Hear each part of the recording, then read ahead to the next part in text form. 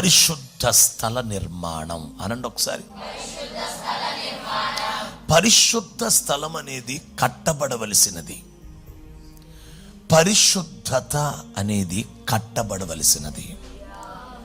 Holiness is a concept which is to be constructed. It is a constructive process. Holiness is a constructive process, not simply receiving process.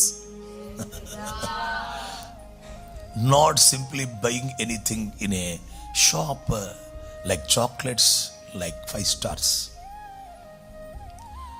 5-star చాక్లెట్లు కొనుక్కునేటట్టు కొట్లో కొనుక్కునేది కాదు.